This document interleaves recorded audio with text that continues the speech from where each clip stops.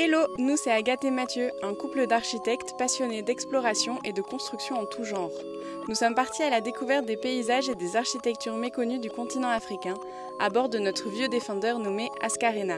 Paré au démarrage? Allez, on t'emmène avec nous.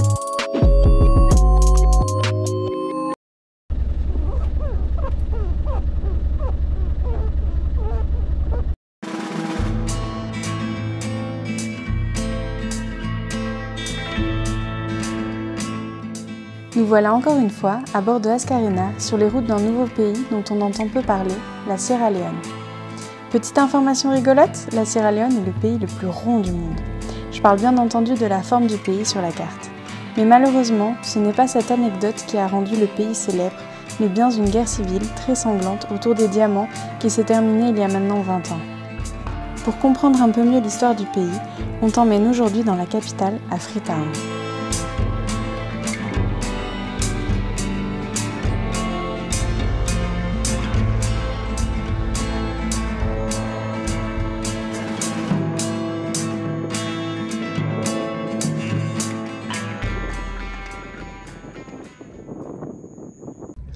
Alors, on est à Freetown, c'est la première fois qu'on dort en camping sauvage dans une ville. Et en fait, on est venu dormir là parce qu'on a un super beau point de vue sur la ville et qu'on sait que c'est protégé parce que juste derrière nous, il y a un site qui est protégé par les militaires. Du coup, on a été les voir hier soir, on leur a demandé si on pouvait dormir là. Et ils nous ont gentiment proposé leur surveillance, donc ils nous ont surveillés toute la nuit. Donc voilà, c'était super. Et là maintenant, c'est le matin, je me lève et regarde la vue. C'est incroyable.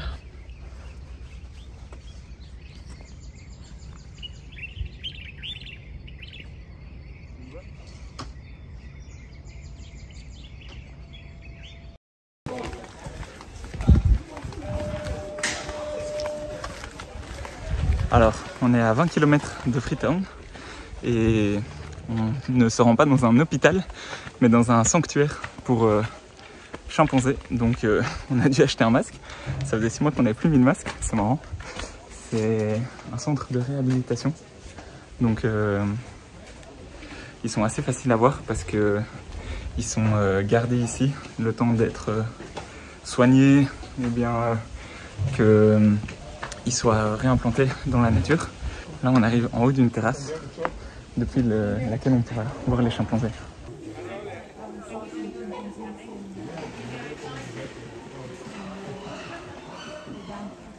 Derrière moi, c'est un enclos dans lequel il y a une vingtaine de chimpanzés et c'est assez incroyable de les voir. C'est fou la ressemblance qu'il peut y avoir avec les humains dans la manière dont ils te regardent, dans la manière dont ils marchent. Et donc cet enclos, il est assez petit parce que là, ils sont surveillés. Il y a eu des naissances il y a une année, donc il y a 2 bébés dedans. Et en fait, c'est un groupe de chimpanzés qui n'est pas naturel. C'est-à-dire que c'est normalement des groupes qui se forment naturellement, les chimpanzés. Mais là, c'est plusieurs chimpanzés qui ont été sauvés de maltraitance humaine, très souvent ici en Sierra Leone. Et donc ici, ils les mettent ensemble, ils font en sorte qu'ils s'entendent bien. Pour le moment, apparemment, ça se passe très bien. Donc il y a toujours un mâle dominant dans les groupes. Et donc c'est lui qui gère un petit peu la stabilité du groupe. Après qu'ils aient passé un petit peu de temps là-dedans et qu'ils ont été surveillés, ils vont aller dans un autre enclos beaucoup plus grand qui est en fait vraiment une immense forêt. Donc j'ai pas trop compris s'ils sont vraiment relâchés dans la nature. Je pense que tout au long de leur vie en fait ils sont surveillés, mais ils sont dans des enclos plus ou moins grands et plus ou moins surveillés.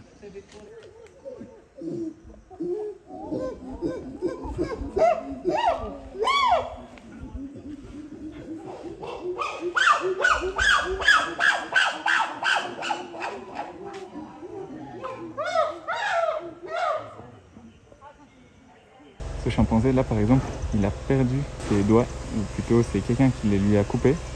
Et donc c'est pour ça qu'elle est dans cet enclos là, pour être surveillée avant d'être tout doucement réintégrée dans la forêt.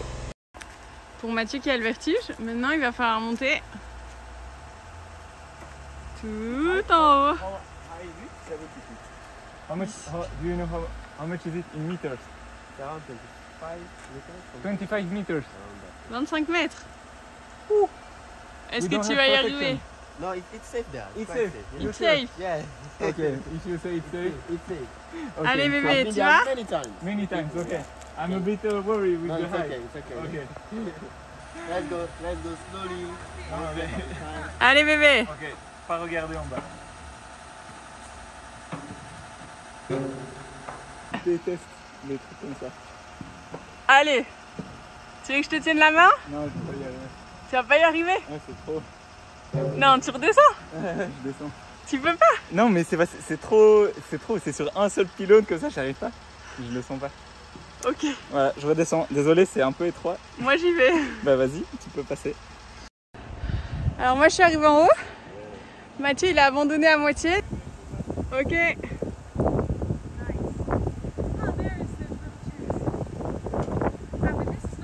Oh Mathieu. Oh. Job. T'es là bébé. Wouh. Behind you. Shit. Now just the water, catch your breath. Touche. Mon cœur, c'est horrible. Bon, l'unique raison de monter cet immense escalier, c'était surtout pour avoir une superbe jolie vue sur la forêt dans laquelle ils réimplantent les chimpanzés. Donc c'est pas la première fois qu'on venait voir des chimpanzés. On a déjà essayé d'en voir en Guinée-Bissau, Ouais. mais ça n'a pas été fructueux. C'est-à-dire qu'on essayait de les voir dans leur habitat naturel et que c'est très très compliqué. Mais nous on a essayé à 2 reprises en Guinée-Bissau, on Ouais. n'a pas réussi. Enfin, on les a aperçus quand on a été très tôt le matin, on s'est levé très tôt.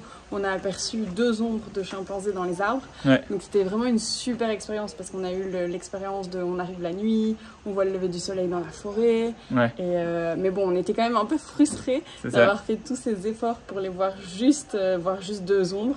Mais en tout cas ici, quand tu viens dans un sanctuaire, tu peux les voir de très proche et donc tu peux voir les traits des visages, les expressions. Donc ça c'est aussi intéressant. T'as l'impression que ça peut ressembler à un zoo. Malgré tout, ils ont quand même 100 hectares ici de forêt pour garder les chimpanzés. C'est intéressant de savoir que tu peux faire cette expérience pas très loin de la capitale. Ouais. Donc c'est pour ça qu'on l'a intégré dans la vidéo Freetown. Voilà, allez, on repart avec la visite du centre de Freetown maintenant.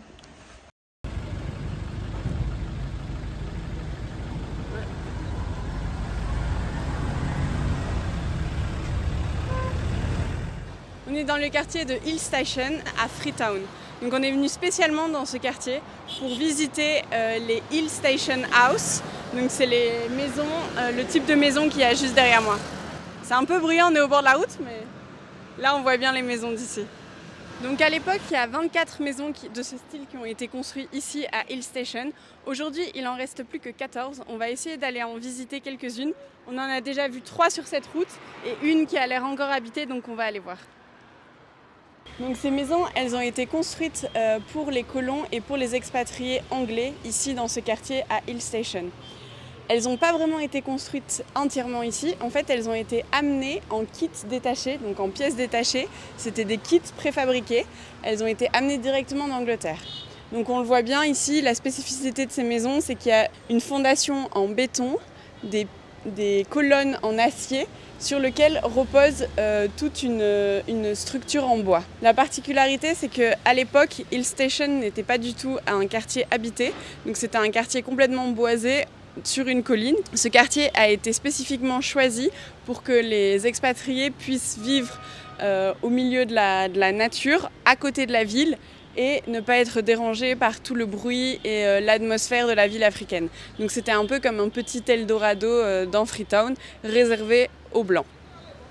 Donc la spécificité de ces maisons, c'est bien comme Agathe l'a dit, ce mélange de structures en béton, puis en acier et puis en bois. Mais c'est surtout que la maison est principalement développée au premier étage, donc en hauteur, pour profiter de la brise naturelle qui vient de l'océan. Parce qu'ici à Freetown, il fait très très chaud et comme Hill Station est sur une petite colline, il y a une brise un peu plus importante. Le fait de construire la maison encore plus haut, ça fait que tu profites encore plus de cette brise. Et donc pour accéder à l'étage, il y a ce petit escalier extérieur, toujours perpendiculaire à la maison et recouvert. C'est vraiment ça qui fait la spécificité de ces maisons ici. Et c'est bien avec cet escalier-là, perpendiculaire, que tu peux les reconnaître parce qu'on en a vu d'autres, des maisons comme ça en bois. Hello, what are you doing? On vient de rencontrer un des habitants de la maison et il nous expliquait aussi que la maison elle est surélevée pour une deuxième raison. Mais à l'époque où ces maisons ont été construites, on était vraiment en plein milieu de la forêt. Et qui dit forêt dit aussi animaux sauvages. Et donc les Blancs, en tout cas les expatriés ici, avaient peur de ces animaux et donc ça leur permettait d'avoir un sentiment de protection en étant élevés au premier étage. Par contre, ici au rez-de-chaussée, on trouve quand même un espace où il y a un garage juste là derrière moi. Et juste ici, à côté, c'est un deuxième espace qui servait certainement de stockage. Donc vraiment, toute la vie de la maison se trouvait au premier étage. C'est pas très compliqué à maintenir comme bâtiment parce qu'il est vraiment fait très simplement. Le seul problème, c'est que le bois qui est utilisé ou qui a été utilisé pour cette maison est difficile à trouver. Donc il n'y en a pas beaucoup ici. Je ne sais pas du tout c'est quel type de bois. Donc c'est un bois très résistant, mais quand il se casse, ils n'arrivent pas à retrouver le même bois pour le reconstruire. Donc les maisons commencent à de temps en temps être modifiées. Et voilà, c'est pour ça qu'on voit que parfois il y a des petits ajouts, des petites réparations qui suivent évidemment pas l'architecture de base qui avait été pensée. Juste à côté de moi, il y avait l'ancien réservoir d'eau. Il n'est plus en fonction selon les personnes qui habitent ici. Enfin, on le voit, les tuyaux ne fonctionnent plus. Et c'est un gros problème dans Hill Station, c'est qu'il n'y a toujours pas d'eau courante pour toute la population. Elle est réservée seulement pour les ambassades qui se trouvent ici dans cette région. Et c'est un gros problème en fait partout à Freetown. C'est l'eau courante et l'assainissement des eaux. C'est aussi une raison pour laquelle ces maisons ont été construites ici à Hill Station et écartées de Freetown. C'est pour des raisons sanitaires parce que les Blancs, donc ils avaient peur d'être malades à cause de ce manque d'assainissement d'eau qu'il y avait à Freetown. Et en se mettant ici, loin de la ville, ils avaient l'impression qu'ils étaient protégés. Comme on disait, c'était surtout des officiers des colonies qui venaient habiter dans ces maisons, enfin exclusivement en fait. Elles étaient faites vraiment pour eux. Et donc c'était pas vraiment leur maison, c'était la maison des colonies dans laquelle ils les installaient le temps de leur travail ici en Sierra Leone. Et donc ils n'avaient aucun intérêt à maintenir la maison, à l'entretenir ou à l'agrandir ou à la développer. Donc d'un certain côté c'est très bien parce que les maisons sont toujours restées dans leur état d'origine. Donc il n'y a pas eu d'agrandissement, il n'y a pas eu de démolition. Mais d'un autre côté, elles n'étaient pas très bien entretenues, donc c'est pour ça qu'elles se trouvent dans un état de début de dégradation.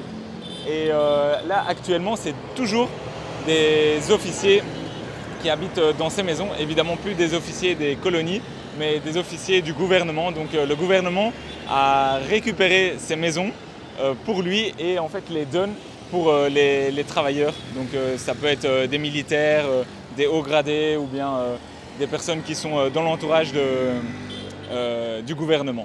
Malheureusement, comme je te disais, il y a certaines de ces maisons qui ont disparu. Il en reste encore quelques-unes, heureusement, mais on a appris qu'une de ces maisons, par exemple, avait été démolie pour construire une ambassade. Donc il n'y a pas vraiment de réelle volonté du gouvernement de conserver ce patrimoine. Et ça, c'est un petit peu dommage. Alors comme on disait, Hill Station, ça a vraiment été créé pour les expatriés et à l'écart. Et donc en plus d'avoir des maisons, ils avaient aussi un hôpital, une école, des courts de tennis. Donc tout était fait pour qu'ils puissent rester dans leur petit havre de paix ici à Hill Station. Ils avaient même là derrière nous, dans le bâtiment blanc, ils avaient un club, donc il y avait le Hill Station Club, maintenant c'est un night club et avant ils pouvaient y aller pour simplement aller boire un coup, se rassembler, il y avait une jolie petite terrasse.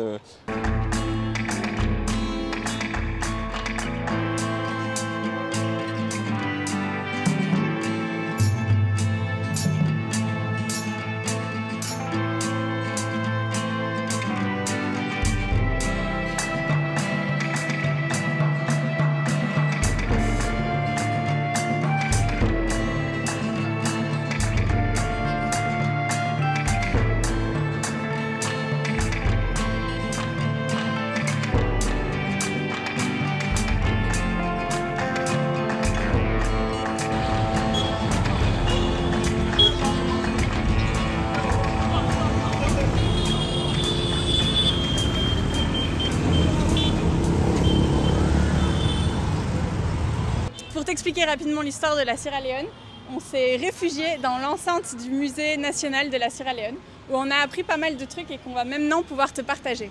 Donc pour la petite histoire, la Sierra Leone, elle a été découverte en 1462 par un explorateur portugais qui était sur les côtes et qui cherchait de l'eau et de la nourriture sur la route de l'Inde. Il a vu au loin ces magnifiques montagnes qui lui faisaient penser à un lion et donc il a appelé ce pays la Serra Leoa en portugais. C'est devenu Sierra Leone en anglais quand les Anglais ont colonisé le pays. Donc les Anglais, ils ont colonisé le pays en 1787.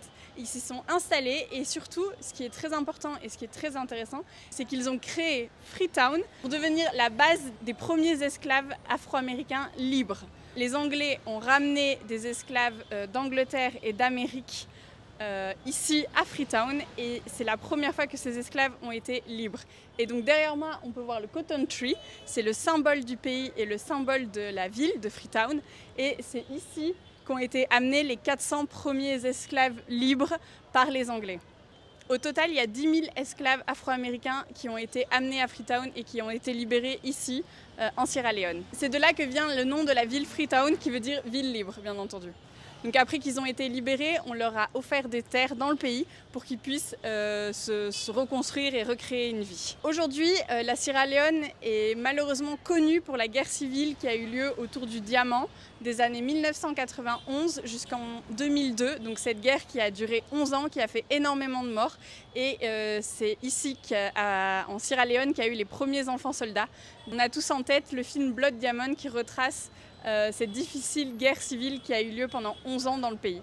Aujourd'hui, le pays essaye de se reconstruire, il s'est réouvert au tourisme et il a énormément de potentiel pour le tourisme dû à ses montagnes et à ses magnifiques plages de sable blanc.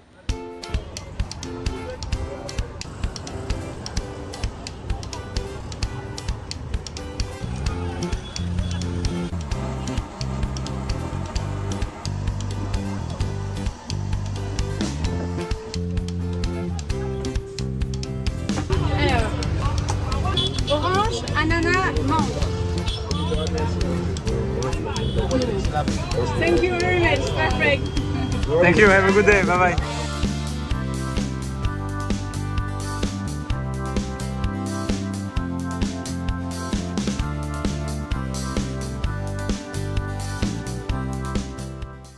On va essayer de retirer de l'argent parce que le plus gros problème de la Sierra Leone, c'est que le plus gros billet, ça vaut 1 euro. On ne peut retirer que par tranche de 36 euros.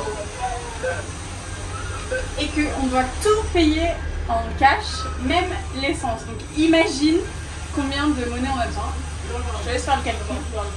Donc si tu viens en Sierra Leone, tu as intérêt de vérifier que ta carte ne soit pas bloquée à 3 retraits par semaine, parce que sinon tu ne peux pas beaucoup voyager. Tout ça là, c'est 36 euros. Et ça, c'est le plus gros billet qui existe en Sierra Leone et il vaut moins de 1 euro. Par contre, il est sympa parce que c'est le billet pour le droit des femmes à l'éducation. Donc un retrait c'est fait. Un retrait c'est fait. Plus que 3 autres et on peut faire le plein. On est bon? On est bon.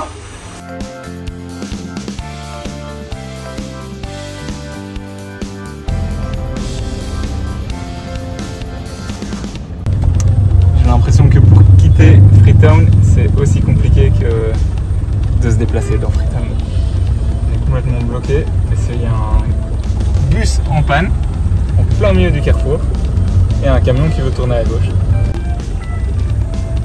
C'est une blague. En même temps, si tous ceux qui étaient dans le bus sortaient pour le pousser, peut-être ça irait mieux. Hein. Et bon, ils sont pas rendus. On est passé.